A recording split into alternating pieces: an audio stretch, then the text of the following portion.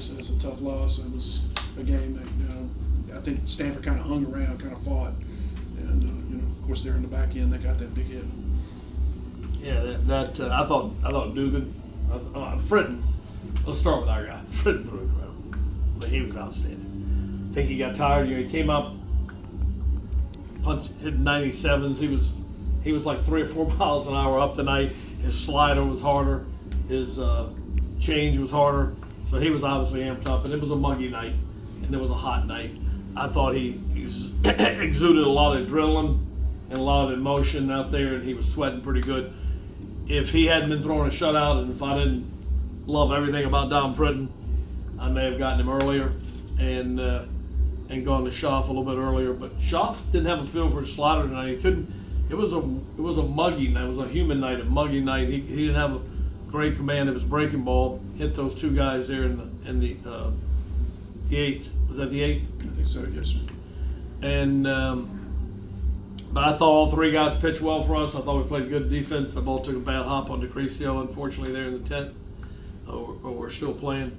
And but we did a lot of things well, but obviously we got to do better. But back to Dugan, I thought Dugan threw extremely well. I thought O'Haron came in and threw well, and then Keenan there at the end threw very, very well for them. And that's a good baseball team. That's a good league. There are no gimmies in this league. It doesn't exist. And they played well. They're a proud program. One of the big time programs of my lifetime in college baseball, and so we'll have to come out and be ready to play tomorrow. Look at when you said it's muggy and stuff. That does affect, you say, the grips and sometimes on those off speeds and such. Yeah, it takes some energy out of you. It's humid out there. No.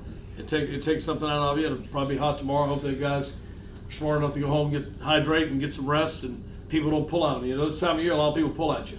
A lot of people want to, talk to you and take you out to dinner, and we got to hopefully we can limit that stuff.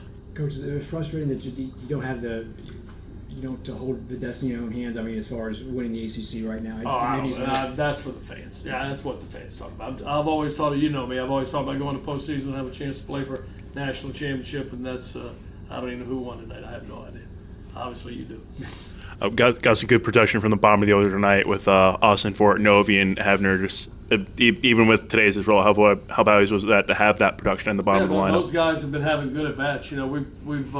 We've kind of flipped the DH off and on all year, and Austin Fort's settled in right now and had some good at bats. Novi's having good at bats, and Havner has been real productive the last couple weeks. And we, like I said, I don't want to say we weren't productive other spots. I'd rather give credit to their pitchers, but we're going to see pitchers like that the rest of the year, and you have to find ways to score.